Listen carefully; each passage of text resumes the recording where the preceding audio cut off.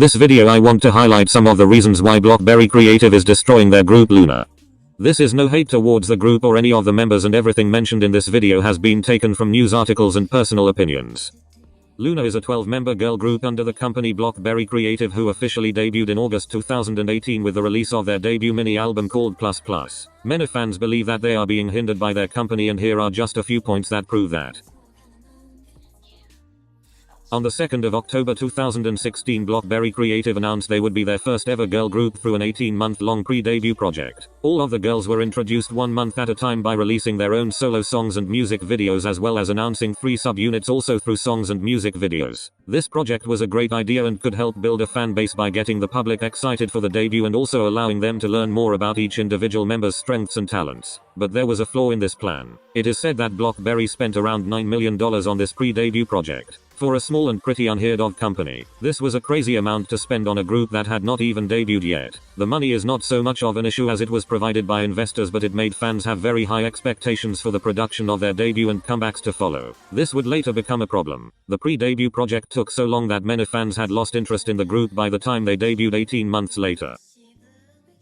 This next one is not technically Blockberry's fault. It's actually the distributor of LOONA's albums. However, I'm going to include it because Blockberry are the people who hired this distributing company and did nothing to help when they made so many errors. KKOM was hired to make and distribute LOONA's album Multiply. This meant they were in charge of pre-orders, printing, selling in stores and online via streaming services. KKOM greatly underestimated the amount of pre-orders of physical albums, which led to multiple delays of printing. Fans ended up getting their albums months after the release, and it was soon decided that there would be no more prints made of the album, which would then affect their charting position and chances of winning music shows, as people could no longer buy the album easily. Just as we thought KKOM and Blockberry Creative couldn't get any worse. Multiply was taken off of iTunes and later put back up, but fans couldn't not buy the album as a whole but instead had to buy each song as individual singles. This meant the album was more expensive and sales wouldn't count towards album charts.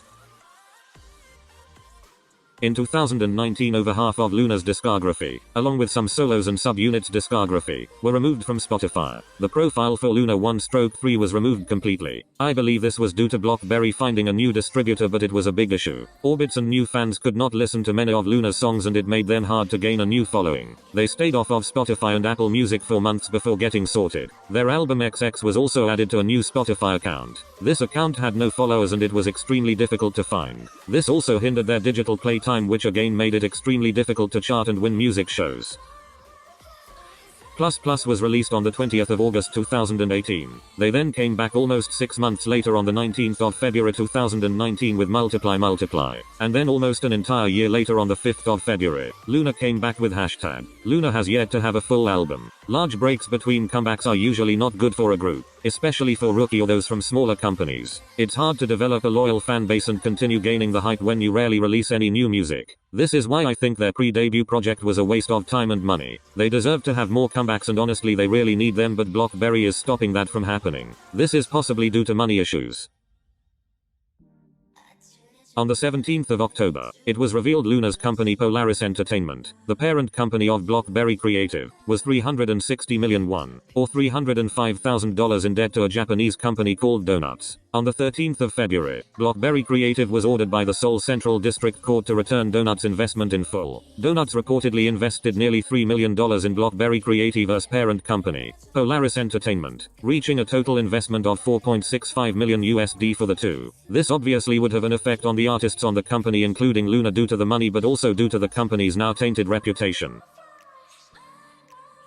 And finally, line distribution. LOONA is a 12-member group, which means that there are many members singing or rapping, but there aren't enough lines. It's no surprise that some members receive very little lines due to the large amount of members in the group. However, there is a continuously huge gap between the members with the most lines and those with the least. And these members seem to be the same for every song. In their debut mini-album Plus Plus, Vivi got only roughly 17.8 seconds worth of lines throughout the entire album, whilst Hyejin got roughly 113.9 seconds. There is obviously a large difference in the amount of lines given. With both mini-albums Plus Plus and Multiply, Vivi only got a combined time of 63.5 seconds worth of lines. Even though Vivi is supposed to be both a vocalist and rapper, many orbits get frustrated at the line distribution, and it has caused many fans, especially solo stans, to leave the fandom due to this unfairness. Every comeback, orbits beg Blockberry Creative to give certain members more lines, but every comeback they ignore that request.